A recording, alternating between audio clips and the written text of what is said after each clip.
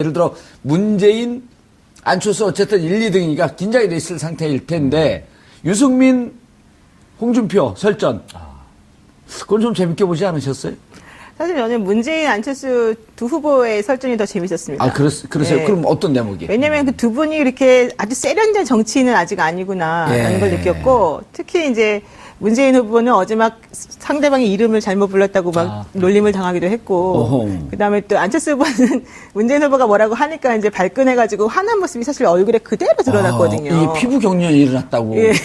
난 제가 어제 봤을 그 TV를 못 봤고, 예, 인터넷에만 짤방에서 조금씩 봤는데, 그 표정을 TV를 사야 되겠다는 생각을 했어요. 이제 텔레비전을 사시려면 없어요. 큰 거 사셔야 됩니다. 어제 보니까 엄청나게 표정 변화가 너무 약간 정말 제가 보는데도 긴장감이 흐를 정도로 저분이 너무 화가 났구나. 뭐라고 말할지 지금 이렇게 막 머릿속에 생각하고 있구나. 이런 느낌이 딱 들었거든요.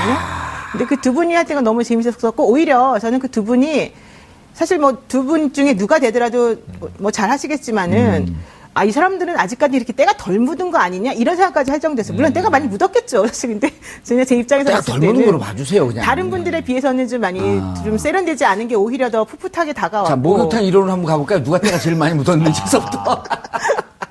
내가 때밀이라면 제일 반가울 것 같은 사람, 때 없는 사람 아니에요. 그렇죠. 때 많으면 힘들거든요. 그렇죠. 때밀이론으로 한번 가볼까요? 좀 지저분하니까 나중에.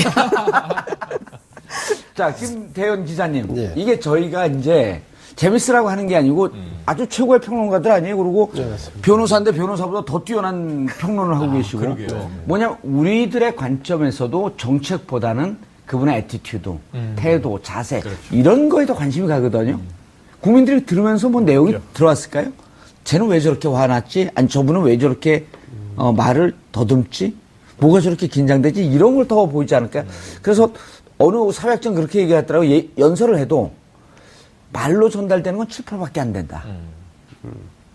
그래서 질문이 뭐. 예. 아니, 그래서 그 5분이 포인트를 삼고 얘기는 했지만 실질적으로 전달하려고 했던 게 제대로 잘 전달이 됐는지 그 평은 좀 해주셔야죠.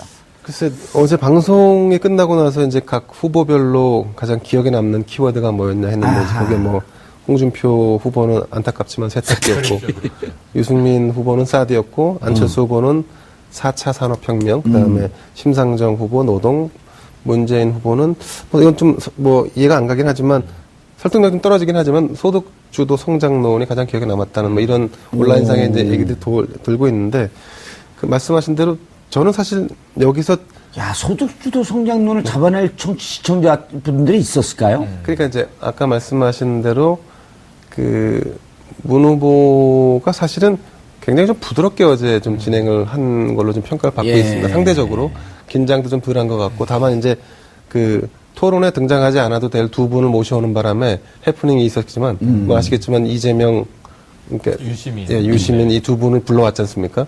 네. 좀 모르겠어요. 안 보셨군요. 네. 그 이제 그 유승민 후보를 지칭하는데 유시민. 예, 우리 유시민 후보 이렇게 한번 지칭하면서 이제 바로 잡았었고. 그건 2009년인데요. 우리 유시민 후보. 예, 그리고 이제 그 이재용 부회장을 언급하는데 이재명 성남시장으로 잘못 발음하는 바람에 이제 한 번 더 그 긴장해서 이제 그런 해프닝이 있었는데요. 어쨌든 그 저는 이제 어제 토론을 이렇게 제가 쭉 지켜보면서 말씀하신 대로 어떤 이런 그 각 주자가 가지고 있는 정책을 제가 이렇게 받아들일 수 있는 시간적인 여유나 아니면 상황은 안 됐던 것 같습니다. 아마 대체로 시청자들이 그랬을 것 같고, 남는 것은 지금 말씀드린 대로 이런 태도. 키워드나 태도, 그리고 또 다음에는 어떻게 될까라고 하는 그런 좀 기대감. 이게 좀 어제 방송에 좀 남았던 것 같습니다. 매주 그 토론회를 목요일 날 11시에 했으면 좋겠어요. 그럼 금요일 날 다시. 그럼요. 우리가 얘기를 하고. 근데 뭐 하면 뭐 하겠습니까? 우리 정 의원님은 안 보셨다면서요? 아니, 이제 저는 짤방에서 보고 인터넷에 올라온 기사 보고. 왜냐면 이 세 분들 보는데 저까지 보면 이건 전기 낭비 아닐까요?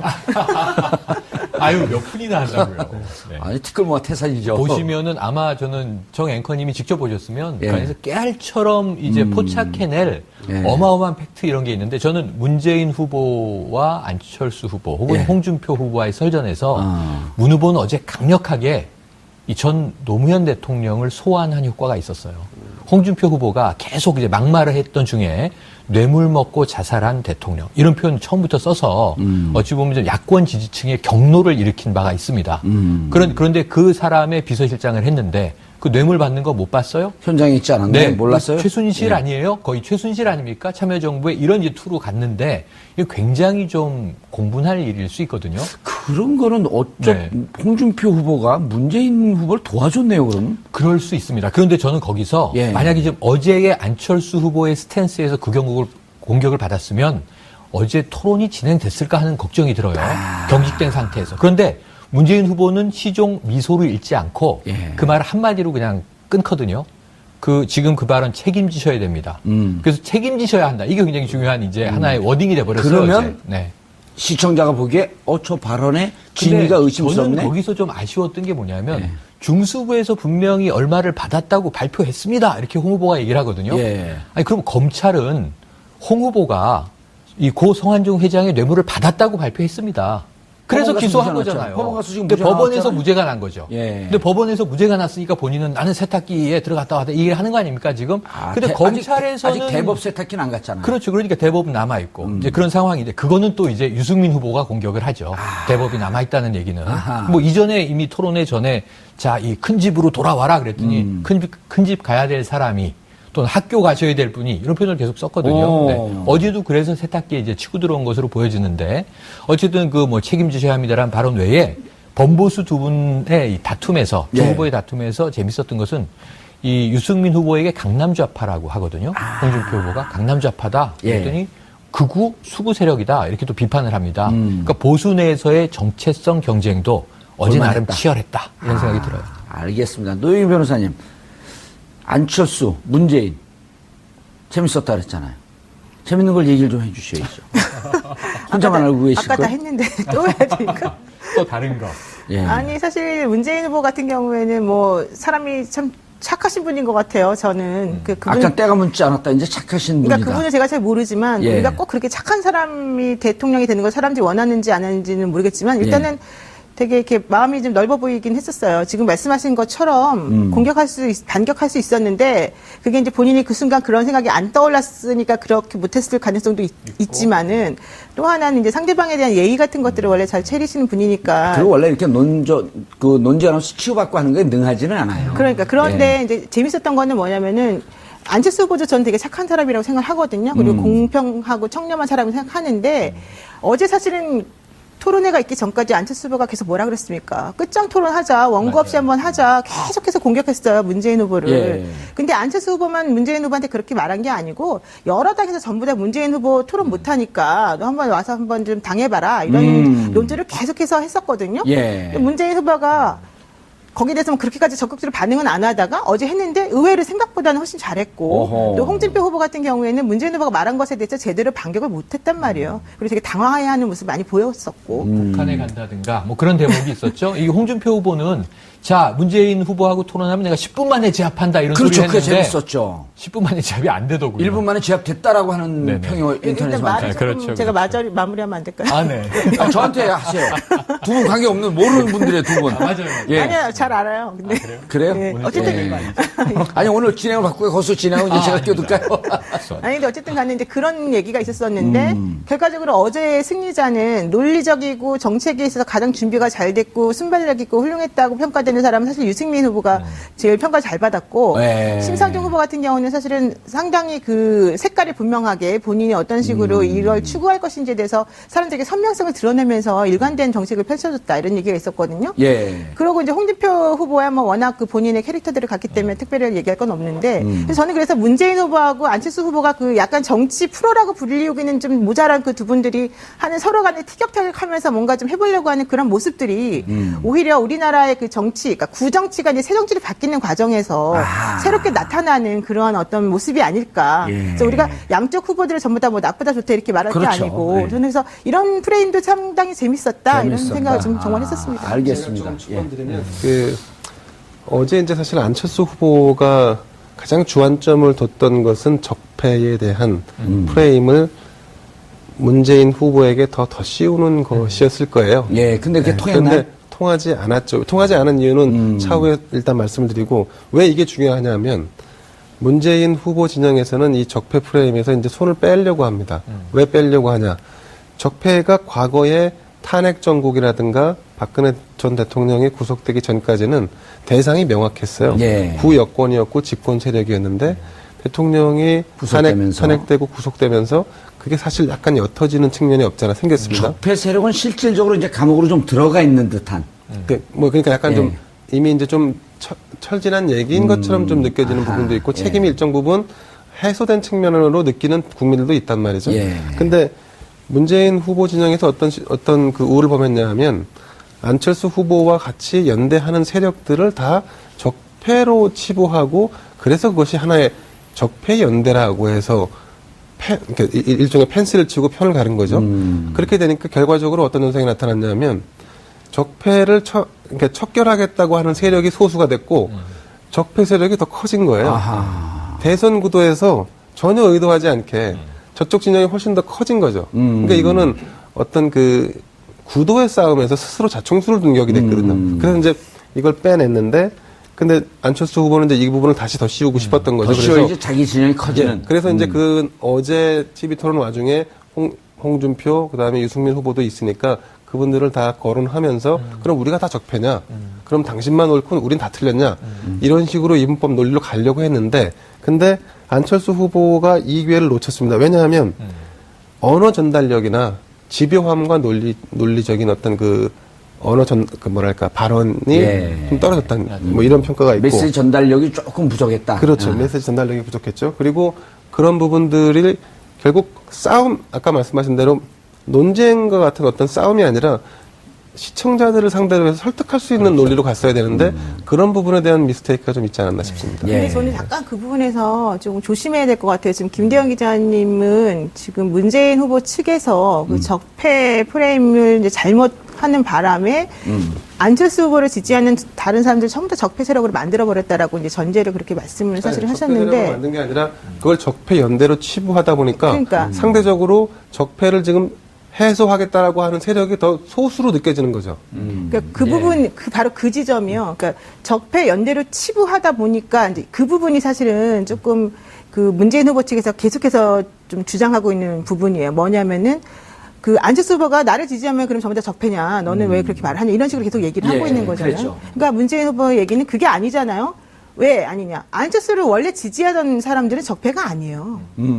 지금 새롭게 안철수 후보를 지지하려고 몰려드는 사람들이 적폐라는 얘기예요. 그 설명을 했나요, 문재인 후보? 못했죠. 아니, 예? 어제는 했어요. 제대로 못했어요, 근데. 어제 뭐라고 했냐면. 잠깐만요. 네네, 노영희 변호사님 말씀 그러니까 듣고. 어제 말씀하신 거는 뭐 누구누구 이제 특정해서 거론해서 뭐 이런 분들을 말하는 거다라고 얘기는 살짝 했지만 예, 그 김진태, 윤상현 이 두 분을 거론을 그렇죠. 했죠. 이름은 알지만 극우 논객. 예. 조갑재 예, 예. 대표를 지칭하는. 근데 그런 논리가 이제 이렇게 딱 1차원적으로 얘기를 딱 해버리게 되면 우리가 해석하는 사람이고 평론하는 사람인데 이렇게 해석을 해버리게 되면 이제 약간 오해가 생길 수가 있어서 아하. 저는 근데 하여튼 그 문재인 후보 측에서도 당연히 안철수 후보하고 계속해서 같은 밥을 먹던 식구들인데 지금 예. 약간 갈려진 거잖아요, 말하자면. 예. 그러니까 지지하는 지지층들이 조금씩 성격이 다른 부분은 있지만 지금 문재인 후보가 얘기하고 싶었던 부분은 너를 지지하는 모든 사람이 적폐라고 내가 얘기하고 있는 게 아닌데 너는 왜 나보고 자꾸 그런 식으로 몰고 가느냐 이 얘기를 하고 싶었던 거예요. 야, 노영희 변호사를 그 후보로 앉혀야 되는데.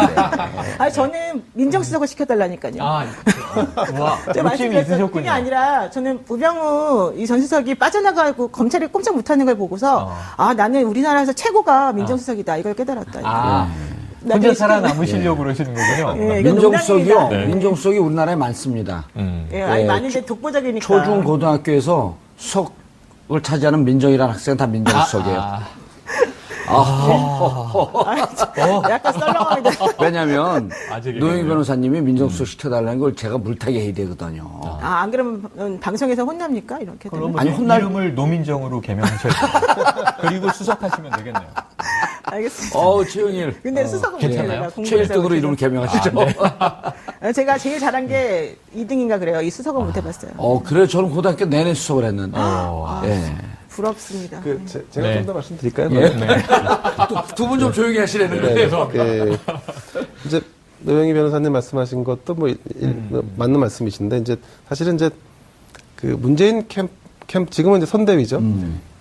문재인 후보가 당의 후보가 되고 나서 메시지 전환을 내부에서 깊이 고민을 했어요. 그래서 예. 갑론을박이 많았죠.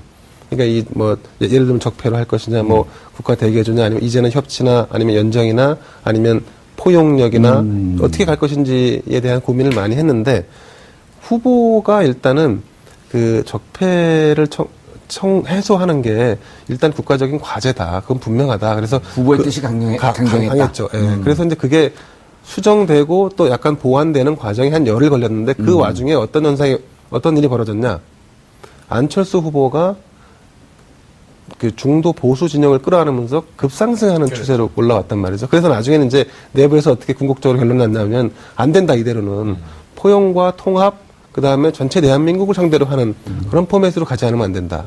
그래서 이제 사실은 이 적폐에서 이제 한 발 손을 떼자라고 결론을 낸 거예요. 근데 이제 어제 사실 제가 판단컨대 문재인 후보는 적폐라는 단어를 쓰고 싶지 않았을 거예요. 근데 안철수 후보는 그러니까 먼저 걸고 들어왔거든요. 근데 거기 보기 좋게 이제 들어왔죠. 근데 그거를 잘 설득해서 다시 더 씌웠으면 이제 안철수 후보가 원하는 방향 구도가 됐을 텐데 그렇지 않았다는 부분을 이제 말씀드리는 거예요. 알겠습니다. 네. 자, 시간이 없으니까 우리가 간단하게 이 부분만 좀 짚고 넘어가고 싶은데 이제 주제 중에 안철수 후보의 정체성, 정책의 일관성 이 부분이 좀 주제가 됐단 말이에요. 네. 사드 반대였다가 찬성 그렇죠. 쪽으로 선회한 것을 두고 누가 질문했습니까? 그 홍준표 후보가 질문했는데요. 예. 그게 아주 재밌는 대목인데 그게 예.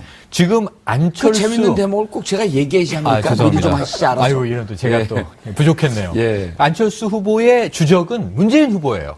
계속 문재인 후보만 이제 이 타격을 하는 거예요. 그런데 이게 오자구도기 때문에 예. 안 후보 마음대로 흘러가질 않고 재밌어요. 소리를 물고 가는 거니까. 그러니까 문 후보에 대한 얘기를 갑자기 딱 끊고 그 답을 아까 얘기한 대로 적폐 얘기에 대응을 안 해요. 문 후보가 국민이라는 표현을 써요. 국민이 무슨 죄가 있습니까? 그 프레임에서 빠져나오고 싶어 하는 국민을 거네요. 모독하시는 겁니다. 아닙니다. 문 후보가 국민을 모독했습니다. 이런 좀 엉뚱한 흐름, 아까 유치하다는 흐름으로 가는데 여기서 끊고 이제 시간 제한이 있었거든요. 안 후보가 이 홍준표 후보에게 물어보는 거예요. 그러니까 이게 문 후보에 대한 문제 어떻게 생각하느냐라는 톤으로 흘러갔는데 사실 이제 질문을 전환한 건데 홍 후보가 바로 맞받아치죠. 사드 어떻게 해요? 아니 사드가 아니고 안철수 후보는 우파예요, 좌파예요 이렇게 물어봐요. 네, 그래서 대놓고. 상식파예요. 네, 그러니까 네 상식파입니다. 그렇고 거기서 끝나요. 예. 근데 문제는 여기서 정체성 문제에 대해서 우선 홍준표 후보한테 한 방 맞은 거예요. 상식파라는 게 별로 와닿잖아요. 저도 방송국에 가서 PD가 물어봐요. 최평론가는 우파예요, 좌파예요? 그럼 전 중도입니다. 예. 그럼 바로 야단 맞아요. 대한민국에 중도가 어디 있습니까? 여기 그래요. 있습니다, 그러죠. 또 이제 우리 야당 정치하는 분들 가서 저 8호 학번입니다. 이렇게 인사하면 너 NL이었어? PD였어? 그럼 저 삼민투였는데요? 그럼 NL 아니면 PD지. 삼민투가 뭐야? 저는 민족 다 끌어안는 건데요. 그런 건 없어. 이렇게 얘기한단 말이에요. 우리 시청자분들은 옛날 얘기를 듣고 네, 계십니다. 80년대 얘기입니다. 구국의 철가방 이런 데 나오는 거죠. 그런데 이제 어쨌든 이게 굉장히 한국 안철수 이 사회가 정체성 얘기할 때 옛날 얘기를 하고 전쟁 있어. 중에는 이분법이라는 거예요. 근데 안철수의 상식파에 안철수 지지자는 어젯밤에 열광했습니다. 그래 저거지. 우리는 상식파지. 근데 나머지는 그게 뭐지? 그게 이제 홍준표 후보가 얘기했던 얼치기 좌파에 걸려든 것 같은 느낌이에요. 그래서 안철수 후보의 정체성을 어제 뚜렷하게 보여주지 못했는데 사드 문제. 그건 어쩔 수 없는 원죄가 있다. 예. 사드 문제 관련해서 호남 지지를 받고 올라가고 있었는데 보수 또 지지를 받아야 하니 러브콜을 해야 되잖아요. 예. 근데 전 어제부로 사드 문제에 대해선 심상정 후보 빼고 예. 완벽한 사드 반대. 나머지는 정책적 색깔은 없어졌다. 다 사드 찬성이에요. 그 홍준표 후보만 내가 원조다. 예. 유승민 후보가 무슨 얘기야? 내가 사드 원조지. 사드 얘기해가지고 정부한테 얼마나 핍박을 받았는데 이런 차이만 있을 뿐 사드에 관한 한은 다 유야무야 흘러갈 것 같아서 안철수 후보가 네. 이랬으면 어쩔까요? 난 안철수 사드 후보가- 반대했다 찬성하는데 그럼 24기만 설치하시죠.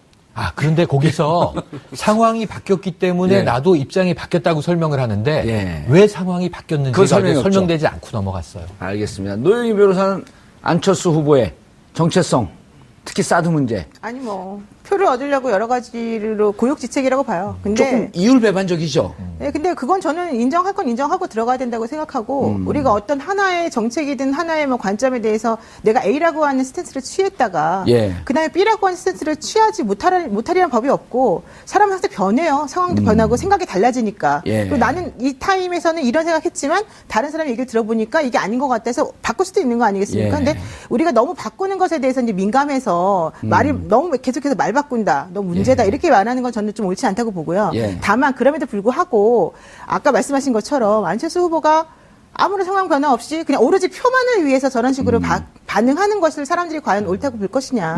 그 부분이 이제 다른 문제인 거죠. 예. 그래서 그 부분은 안철수 후보가 생각할 수 있는 고육지책이다라고 예. 어느 정도 그냥 인정해주고 넘어갈 수밖에 없지 않느냐. 예. 그렇게 생각합니다. 노영희 변호사님, 죄송합니다.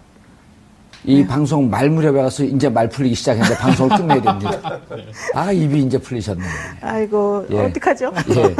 알겠습니다. 어제 대선 후보 5분의 토론을 보시면서 국민들은 드라마보다 개그 프로보다 코미디 프로보다 더 재밌는 정치를 보셨습니다. 그게 바로 품격시대 덕입니다.